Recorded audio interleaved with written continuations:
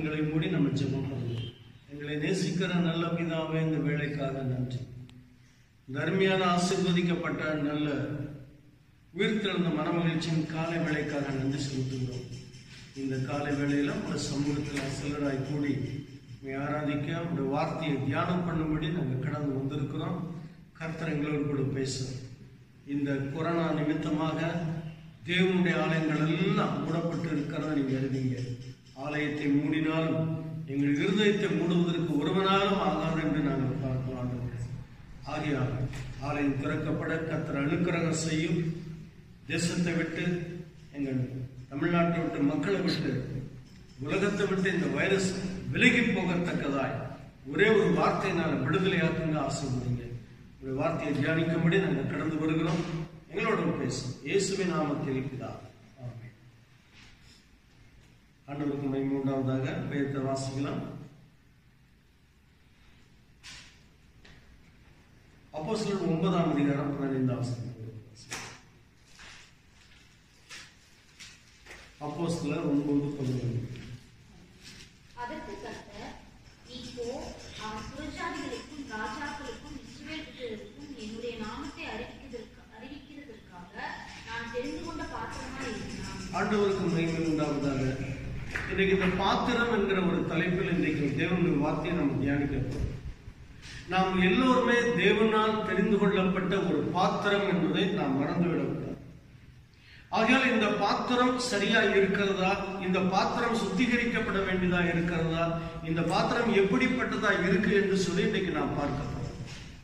அப்போஸ்தலனாகிய பவுல் தேவனுடைய சபைக்கு விரோதமாய், ஊழியர்களுக்கு விரோதமாய், தேவனுடைய பிள்ளைகளுக்கு விரோதமாக மிக கடூரமான செயல்களை செய்து கொண்டு வந்தபோது தேவன் அவனை சடுதியிலே சந்தித்தார். சந்திக்கும் போது அவர் சொன்ன ஒரு வார்த்தை, முள்ளில் உதைப்பது உனக்கு கடினமாம் என்று சொன்னார்.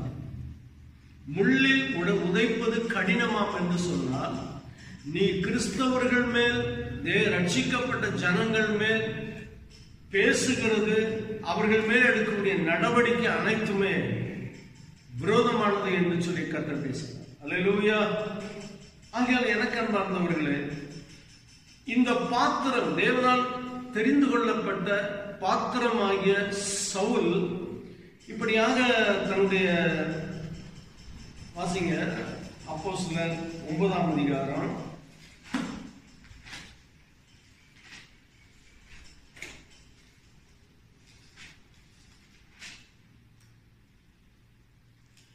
9ஆம் அதிகாரத்தில் 9ஆம் வசனம் வாசிக்கலாம்.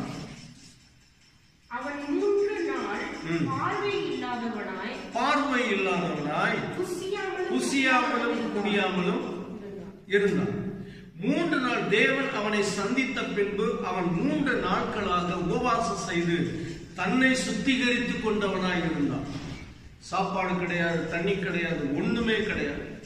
3 நாட்களாய் தன்னை சுத்திகரித்தான். எப்படி சுத்திகரித்தான் என்றால், தேவனுக்கு விரோதமாய் செய்த அத்தனை காரியங்களையும் அறிக்கை செய்து தான் செய்தது எல்லாமே பாவம் என்று சொல்லத்தக்கதாக அங்கே அறிக்கை செய்தவனாய் உபவாசம் இருந்து தன்னை சுத்திகரித்துக் கொண்டான். நம்முடைய வாழ்க்கையில நாம் சுத்திகரிக்கப்படுவதற்கு நமக்கு உபவாசம் மிகவும் முக்கியமானது என்பதை நீங்கள் மறந்து போகக்கூடாது. நீங்களும் தேவனால் சந்திக்கப்பட்டிருக்கிறீங்க, தேவனால் பிடிக்கப்பட்டிருக்கீங்க, தேவனால் ரட்சிப்பை பெற்றுக்கொண்டீங்க. பெற்றுக்கொண்ட நீங்க இன்றைக்கு சுத்திகரிக்கப்பட்ட பாத்திரங்களாய் இந்த பவுலை போல காணப்படுகிறீர்களா என்று சொல்லி நாம் பார்க்க வேண்டும். அல்லேலூயா, பிரைஸ் தி லார்ட். வாசிக்கலாம். நம்ம பாத்திரங்களிலே அற்புதம் நடக்க வேண்டும் என்று சொன்னால் நம்ம என்ன செய்யணும்? வாசிக்கலாம் பாருங்க. 2 தீமோத்தேயு 2ஆம் அதிகாரம் 20-21 வசனம் வாசிக்கலாம். ஒரு பெரிய வீட்டிலே ஒன்றும் வெளியுமான பாத்திரங்களும் அல்லாமல் மரமும் மண்ணுமான பாத்திரங்களும் உண்டு. அவைகளில் சில கனத்துக்கும் சில கனவீனத்துக்குமானவைகள். ஆகையால் ஒருவன் இவைகளை விட்டு தன்னை சுத்திகரித்துக் கொண்டால் அவன் பரிசுத்தமாக்கப்பட்டதும் எஜமானுக்கு உபயோகமானதும் எந்த நற்கிரியைக்கும் ஆயத்தமாக்கப்பட்டதுமான கனத்துக்குரிய பாத்திரமாய் இருப்பான். கனத்துக்கு உரிய பாத்திரமாய் இருப்பான். நீங்க இதுல 19ஆம் வசனம் வாசிங்க. ஆகிலும் வேரோடைய உறுதியான அஸ்திபாரம் நிலைத்திருக்கிறது.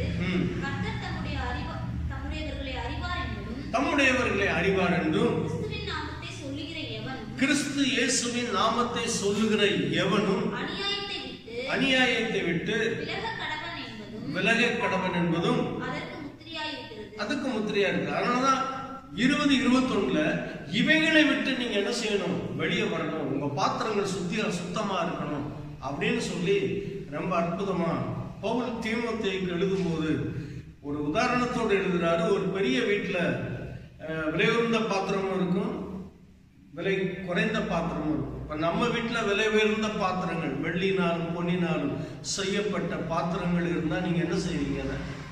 சும்மா அப்படி போட்டு அந்த டம்ளர் கிடக்குற மாதிரி, அந்த ஜக்கு கிடக்குற மாதிரி, இங்க எல்லாம் கிடக்குற மாதிரி நீங்க போட்டு வைப்பீங்களா? என்ன செய்வீங்க சொல்லுங்க. நீங்க அதை என்ன செய்வீங்கன்னா, நீங்க சோறுதுங்கிறீங்களோ இல்லையோ கண்டிப்பா அதை எடுத்து பத்திரமா பீரோல பூட்டி சாவியை எப்போதும் உங்க பாக்கெட்ல வச்சுக்கிட்டு அவ்வப்போது செக் பண்ணிக்கிட்டே இருப்பீங்க. அல்லேலூயா. ஏனென்றால் விலை உயர்ந்த பாத்திரம், விலை உயர்ந்த பாத்திரம் எப்போதுமே கனத்துக்கு உரியது. அப்ப நீங்க விலை உயர்ந்த பாத்திரமா இருந்தாலும் விலை குறைந்த பாத்திரமா இருந்தாலும் என்ன தேவையா இருக்கு என்று சொன்னால் சுத்திகரிப்பு தேவையா இருக்கு. கனத்துக்கு உரியது, கனவீனத்துக்கு உரியது. கனத்துக்கு உரியவைகளை பத்தி நம்ம பேச வேண்டியதே இல்லை. அது சுத்திகரிக்கப்பட்டிருக்கு, பாதுகாப்பா இருக்கு, உயர்ந்த இடத்துல இருக்குது, லாக்கர்ல இருக்கு, எல்லாவற்றிலும் இருக்கு. ஆனா கனவீனமான பாத்திரத்தை கொண்டும் கர்த்தர் அற்புதத்தை செய்ய முடியும். எப்படி செய்ய முடியும்? வாசிங்க யோவான் சுவிசேஷம் 2ஆம் அதிகாரம் 6-10 வரைக்கும்.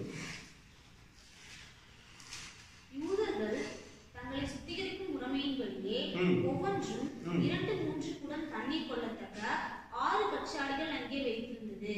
இயேசு வேலைக்காரரை நோக்கி, ஜாடிகளிலே தண்ணீர் நிரப்புங்கள் என்றார். போதும். அதாவது இங்க என்ன, இந்த சம்பவம் எல்லாருக்கும் நல்லா தெரியும். இயேசு கிறிஸ்து ஒரு கல்யாண வீட்டுக்கு போறாரு. அங்க இயேசு அழைக்கப்பட்டதுனால அவர் சீசரோடு கூட போயிருக்காங்க. அங்க மரியாள் வந்திருக்காங்க, அவங்க அம்மா மரியாளும் வந்திருக்காங்க. எல்லாரும் போய் மரியாள்கிட்ட சொல்றாங்க, திராட்சரசம் தீர்ந்து போச்சுன்னு சொல்லி. அப்ப அவங்க அம்மா என்ன இயேசு கிட்ட சொல்றாரு. இயேசு கிட்ட சொல்லும் போது இயேசு என்ன சொல்றாரு? என் வேலை வரவில்லை என்று. ஆனால் தேவனும் அவருடைய வேலை வந்த போது இயேசு என்ன சொல்றாரு பாருங்க, ஜாடிகளிலே தண்ணீரை நிரப்புங்கள் என்று சொல்லி, பாத்திரங்களிலே தண்ணீரை நிரப்புங்கள். இந்த வார்த்தையை சொன்ன உடனே அவர்கள் போய் உடனே அந்த தண்ணீர் எல்லாம் நிரப்பல. அந்த பாத்திரம் இருந்த இடம் கனவீனத்துக்குரிய ஒரு இடத்துல இருந்துச்சு. எங்கேயாவது வெளியில போயிட்டு வந்தாங்கன்னா ஆண்கள் பெண்கள் யாரா இருந்தாலும் அந்த பாத்திரத்தில் இருக்கக்கூடிய தண்ணீரை மோந்து கால்களை கைகளை சுத்திகரித்துக் கொண்டு அவர்கள் வீட்டுக்குள்ளே பிரவேசிக்க வேண்டும். இப்ப அரசாங்கம் ஒரு சட்டத்தை போட்டிருக்கு, எங்க போயிட்டு வந்தாலும் கையை காலை கழுவிட்டு வீட்டுக்குள்ள போகணும்னு சொல்லி. ஆனா இது கிராமங்கள்ல அந்த காலம் தொட்டு இந்த காலம் வரைக்கும் இருக்கு. ஆனா இப்பதான் அதெல்லாம் காணும். அவங்க என்ன செய்யறாங்க பாருங்க, அந்த ஜாடியை நல்லா சுத்தம் பண்றாங்க, சுத்திகரிக்கிறாங்க. கனவீனமான பாத்திரங்கள் சுத்திகரிக்கப்படுது வேலைக்காரர்களால். நீங்கள் கனவீனமான மனிதர்களா இருக்கலாம், கனவீனமான பாத்திரங்களா நீங்க இருக்கலாம், இல்ல பெண்களா இருக்கலாம், ஆண்களா இருக்கலாம், எப்படி வேணாலும் இருக்கலாம். ஆனா சுத்திகரிக்கிறது வேலைக்காரன். வேலைக்காரன் என்ன? ஊழியக்காரன். ஊழியக்காரன் தான் தேவனுடைய வார்த்தையை சொல்லி உங்களை கேட்க வைத்து உங்களை சுத்திகரித்துக் கொண்டு இருக்கிறார். தேவனுடைய வார்த்தை உங்களை சுத்திகரித்து கனத்துக்குரிய பாத்திரமாய் நீங்க மாற்றப்படுகிறீங்க. எப்படி மாற்றப்படுறீங்க? ஜாடிகளிலே தண்ணீரை நிரப்புங்கள். நீங்க வெறுமையான ஒரு பாத்திரமா இருக்கலாம். வெறுமையா இருக்கிற உங்க பாத்திரத்தை ஜீவ தண்ணீர் ஆகிய பரிசுத்த ஆவினால் உங்களை நிறைத்து கனத்துக்கு உரிய பாத்திரமாய் கர்த்தர் மாற்றுகிறார். பரிசுத்த ஆவினால் நிரப்பப்பட்டா எப்படிங்க கனத்துக்குரிய பாத்திரமா மாறுவீங்கன்னு சொன்னா, மார்க் 16ஆம் அதிகாரத்துல நீங்க கடைசி பகுதியில வாசி பார்த்தீங்கன்னா, என் நாமத்தினாலே பிசாசுகளை துரத்துவீங்க, அற்புத அடையாளங்களை செய்வீங்க, நவமான வாசிகளை பேசுவீங்க, சர்ப்பங்களை மிதிப்பீங்க, எடுப்பீங்க, சாவுக்கு எதிரான குடித்தாலும் உங்களை ஒண்ணுமே செய்ய முடியாது. காரணம் என்னவென்றால் நீங்கள் சுத்திகரிக்கப்பட்டு பரிசுத்த ஆவியாகிய ஜீவ தண்ணீரால் நீங்கள் நிரப்பப்பட்டதுனால கனத்துக்குரிய பாத்திரம். எனவேதான் இன்றைக்கு நீங்கள் பிசாசுகளை துரத்தக்கூடிய அளவுக்கு வல்லமை பெற்றவர்கள் கனத்துக்குரிய ஒரு பாத்திரம். அல்லேலூயா, பிரைஸ் தி லார்ட். இப்ப இந்த வேலைக்காரங்க, அதாவது ஊழியக்காரர்கள் எல்லாம் சேர்ந்து இந்த பாத்திரங்களை சுத்தம் பண்ணி அவங்களை பரிசுத்தாவில நடத்தி அப்படியே வைக்கிறார். இயேசு என்ன சொல்றாரு தெரியுமா? இப்ப நீங்க என்ன செய்யுங்க, பந்தி விசாரணைக்காரன் கொஞ்சம் திராட்சை ரசத்தை கொடுங்க. அவங்க கொண்டு இப்ப முன்பு கொடுங்கன்னு சொன்ன கொடுத்துட்டு தண்ணீர் திராட்சை ரசம் மாறினது வேலைக்காரனுக்கு, ஊழியக்காரனுக்கு தான் தெரியும். எப்படி நீ உயர்த்தப்பட்ட, எப்படி கனப்படுத்தப்பட்ட, எங்கேயோ கிடந்த ஒன்ன கர்த்தர் இந்த இடத்துல இவ்வளவு கனமான ஒரு இடத்துல வச்சிருக்கிறார் என்று சொன்னால் அது யாருக்கு தெரியும் என்றால் ஊழியக்காரனுக்கு தான் தெரியும். வசனம் அப்படிதான் சொல்லுது. தண்ணீரை நிரப்பின வேலைக்காரர்களுக்கு தான் தெரியும், வேற யாருக்கும் தெரியாது. அல்லேலூயா, பிரைஸ் தி லார்ட். அப்ப அவன் என்ன செய்றான் பாருங்க, கொண்டு போய் அந்த தண்ணியை கொடு, இந்த திராட்சை ரசத்தை, தண்ணீர் திராட்சை ரசம் மாறினதை கொண்டு போய் கொடுத்த போது எந்த மனுஷனும் முன்பு நல்ல ரசத்தை கொடுத்து பின்பு ருசி குறைந்ததை கொடுப்பான், நீரோ இதுவரைக்கும் நல்ல ரசத்தை வைத்திருந்தீரே என்று சொல்லி பெருமையை கனப்படுத்தி பேசுவார். இன்றைக்கு இருக்கக்கூடிய இடம் கனவீனமான ஒரு இடமா இருக்கக்கூடும், கனவீனமான ஒரு பகுதியா இருக்கக்கூடும், எல்லாராலும் அற்பமா எண்ணப்பட்டவர்களா இருக்கக்கூடும். வீட்டுக்கு வெளியே பாத்திரம் இருந்தது போல மற்றவர்களால் நீங்கள் புறக்கணிக்கப்பட்டு நீங்கள் தனிமைப்படுத்தப்பட்டவர்களா இருக்கக்கூடும். ஒன்றுக்கும் கவலைப்படாது. தேவனுடைய வார்த்தை உன்னை சுத்திகரித்தது உண்மையானால் திராட்சரசம் நிறைந்த அந்த பாத்திரத்தை போல நீ ஆசீர்வதிக்கப்பட்டவனாய், ஆசீர்வதிக்கப்பட்டவளாய், பரிசுத்தாவினால் நிரப்பப்பட்டவர்களாய், பூமிக்குரிய ஆவிக்குரிய பொருளாதார ஆசீர்வாதங்களால் நீங்கள் நிரப்பப்பட்டவர்களாய், கனத்துக்குரிய பாத்திரமாய் நீங்கள் காணப்படுவீர்கள். அல்லேலூயா, பிரைஸ் தி லார்ட். ஆகையால் நம்முடைய பாத்திரங்கள் சுத்திகரிக்கப்பட்டால்தான் கர்த்தர் நம்முடைய வாழ்க்கையில நமக்கு அற்புதத்தை செய்ய முடியும். சுத்திகரிப்பு இல்லைன்னாக்க ஒரு பிரயோஜனமும் இல்லை. உதாரணத்துக்கு நீங்க நீதிமொழிகளின் புஸ்தகம் 6ஆம் அதிகாரம் 16 இருந்து வாசிங்க. 6 காரியங்களை கர்த்தர் வெறுக்கிறார். 6 காரியங்களை கர்த்தர் வெறுக்கிறார். 7 அவருக்கு அருவருப்பானது. அவையாவன மேட்டிமையான கண், மேட்டின்மையான சிந்தனை, பொய் நாவு, பொய் சொல்லுகிற நாவு, குற்றமற்றவர்களுடைய ரத்தம் சிந்தும் கை, குற்றமற்றவர்களுடைய ரத்தம் சிந்தும் கை, துராடசனை பிணைக்கும் இருதயம், தீங்கு செய்வதற்கு விரைந்தோடும் கால், அபத்தம் பேசும் பொய் சாட்சி, சகோதரருக்குள்ளே விரோதத்தை உண்டு பண்ணுதல் ஆகிய இவைகளே. அப்ப இதெல்லாம் எங்க இருந்து வருது? மனுஷனுடைய இருதயத்துக்குள்ள இருந்தா வருது. மனுஷனுடைய இருதயத்துக்குள்ள இத்தனை இருந்தா அவன் எப்படி சுத்திகரிக்கப்பட முடியும்? நீங்க கலாத்தியர் எடுத்துக்கிட்டீங்கன்னா கலாத்தியர்ல இதை விட ரொம்ப அற்புதமா பவுல் எழுதியிருப்பார் பாருங்க. கலாத்திய சபை விசுவாசிகளுக்கு எழுதும் போது 5ஆம் அதிகாரம் 19 இருந்து வாசிங்க. 19 இருந்து கடைசி. மாம்சத்தின் கிரியைகள் வெளியரங்கமா இருக்கு. விபச்சாரம், வேசித்தனம், அசுத்தம். நீங்க இந்த பகுதி முழுசையும் படிச்சீங்கன்னா இத்தனையும் மனுஷனுடைய இருதயத்துக்குள்ள இருந்தா வருது. அப்ப இவைகள் எல்லாம் சுத்திகரிக்கப்படணும்னா, சுத்திகரிக்கப்படணும்னு சொன்னா நீ ஆராதனையில் இருக்கணும். ஆராதனையில் இருந்து தேவனுடைய வார்த்தையை நீ கேட்கணும். தேவனுடைய வார்த்தையை கேட்கும் போது தேவனுடைய வார்த்தை உன்னை சுத்திகரித்துக் கொண்டே இருக்கும். இயேசு கிறிஸ்து இப்படியாக சீசர்களை பார்த்து சொல்வார், நீங்கள் என் வசனத்தை கேட்டதுனால இப்பொழுது நீங்க சுத்தமா இருக்கிறீங்கன்னு சொன்னார். அப்ப தேவனுடைய வசனத்தை கேட்டு அந்த வசனத்துக்கு யார் தன்னை அர்ப்பணித்து நடக்கிறார்களோ அவர்கள் சுத்திகரிக்கப்பட்ட பாத்திரங்கள். அந்த பாத்திரங்களிலே தான் கர்த்தர் அற்புதத்தை செய்வார். நீ எந்த சுத்திகரிப்பும் பண்ண மாட்ட, ஒன்றும் செய்ய மாட்டேன், நான் சர்ச்சுக்கு போவேன், வருவேன், இப்படியே தான் இருப்பேன். ஆனா கர்த்தர் எனக்கு அற்புதம் செய்யணும்னு சொன்னா எப்படி செய்வாரு? எப்படிங்க செய்ய முடியும்?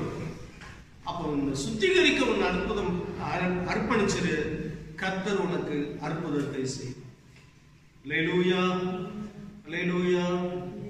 பாத்திரங்கள், கனத்துக்கு உரிய பாத்திரம், கனவீனமான பாத்திரம். நீ கனவீனமான ஒரு மனுஷனா இருக்க போறீங்க, கனவீனமான மனுஷியா இருக்க போறோம். அற்பமா நினைக்கப்பட்ட ஒரு மனுஷியா நீங்க இருப்பீங்க. ஒன்றுக்கும் கவலைப்படாத, தேவனுடைய சுத்திகரிப்புக்கு உன்னை அர்ப்பணித்தால் நிச்சயமாக உன் வீடு கர்த்தரால் ஆசீர்வதிக்கப்பட்டிருக்கும். இப்போ இயேசு கிறிஸ்து இந்த கானாவூர் கல்யாண வீட்டில் வேலைக்காரர்களுக்கு உத்தரவு போடுவார்.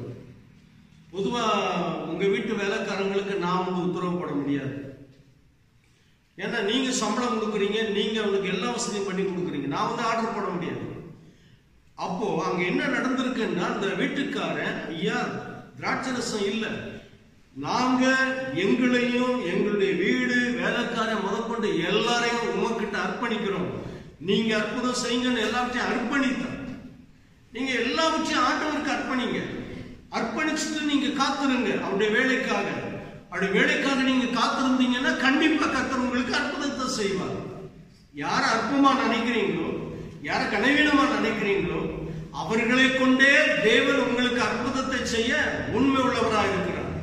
வீட்டுக்குள்ள இருக்கக்கூடிய எந்த பாத்திரத்தையும் தேவன் பயன்படுத்தவில்லை.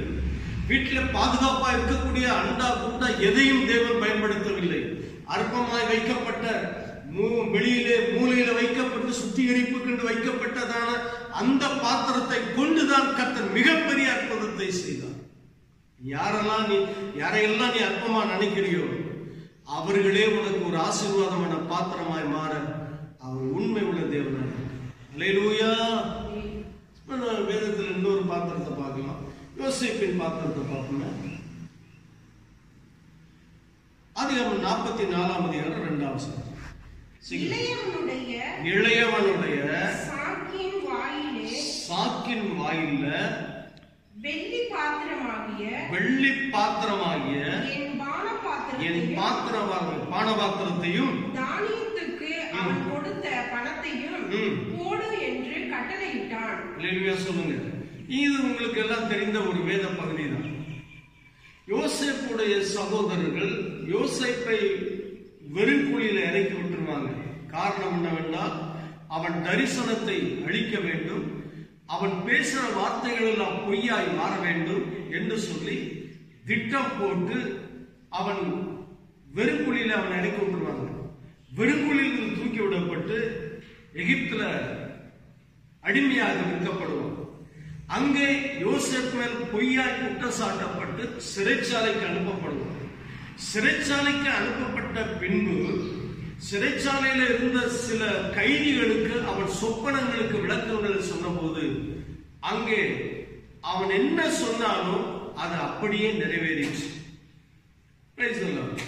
சரி, இப்ப என்ன செய்யறாங்கன்னா, எகிப்துக்கு அவன் ராஜாவா கொண்டு போகப்படுறான். பிரைம் மினிஸ்டர் பார்வோன் தான் உயர்ந்தவன், அதுக்கு அடுத்த ஸ்தானத்தில் யோசேப்பு இருக்கிறான்.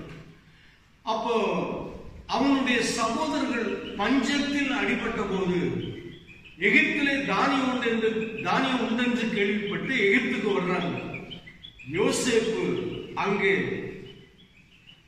அவர்களுக்கு தானியம் கொடுத்ததும் அல்லாமல் அவர்கள் இன்னார்கள் அவன் அறிந்து கொண்டான். எல்லாம் கூட பிறந்த அண்ணமார் தான் வந்திருக்காங்க, என் தம்பி பென்யமீன் வந்திருக்கான்னு அறிந்து கொண்டு எல்லாருக்கும் எல்லாம் கொடுத்து அந்த பென்யமீன் சாக்குல மட்டும் அவனுடைய பாத்திரம் போடப்பட்டு பணத்தையும் உள்ள போட்டு அனுப்பிவிட்டான். நன்றாய் அறிந்து கொள்ளுங்கள், யோசேப்புடைய பாத்திரம், பானபாத்திரம், வெள்ளி பாத்திரம் அவனுக்கு சொந்தமான தன்னுடைய சொந்த தம்பியின் வாயிலே போட்டு கட்டியாச்சு. யோசேப்பு என்றால் அது இயேசு கிறிஸ்துக்கு அவன் முன் அடையாளம். இந்த பாத்திரம் தேவனால் அவனுக்கு கிடைக்கப்பெற்ற ஒரு பாத்திரம். யோசேப்பு அந்த பாத்திரத்தை மிகவும் பத்திரமாய் வைத்திருந்தால் தன் ஜீவனை போல அதை வைத்திருந்தார். ஆகையால் இந்த பாத்திரம் எதைக்கு ஒப்பிடலாம் என்றால் அதை யோசேப்புக்கே ஒப்பிட்டு, அந்த யோசேப்பு என்ன செய்றார்? தன்னையே அர்ப்பணிக்கிறார். யோசேப்பு இயேசு கிறிஸ்துக்கு முன்னடையார். அவ்விதமாக இந்த உலகத்துல இயேசு கிறிஸ்து தன்னையே நமக்காக அர்ப்பணித்தார். ஒரு பாத்திரமாய் அவர் நமக்காக கொடுக்கப்பட்டார். எனக்கு அன்பார்ந்த தேவனுடைய பிள்ளைகளே, யோசேப்பின் பாத்திரம் கண்டுபிடிக்கப்பட்டு திரும்பவும் கொண்டு வரும்போது, எனக்கு அன்பார்ந்த தேவனுடைய பிள்ளைகளே, அவன் வேலைக்காரன் சொல்லுவான், அவரே சொல்லுவாரு, இந்த மாதிரியான காரியம் எங்களுக்கு தெரியாம போகாதுன்னு சொல்லுவார். போட்டதே அவன் தான். இப்ப அவங்களுக்கு மறுபடியும் உதவி செய்யணுன்றதுக்காக திரும்ப கொண்டு, எனக்கு அன்பார்ந்தவர்களே, நீங்கள் தேவனால் தெரிந்து கொள்ளப்பட்ட ஒரு பாத்திரமா இருப்பீர்கள். உங்கள் பேர் சில பொய்யாய் சில குற்றச்சாட்டுகள் கூட வந்துடும். நீ பயப்படாத. எதுக்கு தெரியுமா? நீ திரும்ப ஆசீர்வதிக்கப்பட போற. நீ இன்னார் என்று அறிந்து கொள்ள போகிற. நீ கனப்படுத்த போகிற. அவன் இன்னார் என்று தன்னை வெளிப்படுத்தின போது எல்லோருமே அழுதார்கள். இறுதியில் யோசேப்பு எண்ணப்பட்ட அந்த பாத்திரம் தன் தகப்பனை சந்திப்பதற்கு ஆயத்தமா இருந்துச்சு. நீ தேவனால் தெரிந்து கொள்ளப்பட்ட ஒரு பாத்திரம் தானே. நீ உன் தேவனை சந்திப்பதற்கு நீ ஆயத்தமா இருக்கிறாயா? யோசேப்பு தன் தகப்பனை கண்டபோது கட்டிப்பிடித்துக் கொண்டவனாய் அழுதான். யோசேப்பு யாக்கோபு இப்படியாக சொன்னான், உன் முகத்தை நான் பார்ப்பேன் என்று நான் நினைக்கவே இல்லை. இதோ உன் முகத்தை பார்த்துட்டேன். இந்த உலகத்தை விட்டு நான் போனாலும் எனக்கு கவலை இல்லை. என் பாரமெல்லாம் நீங்கி போயிடுச்சு என்று சொன்னான்.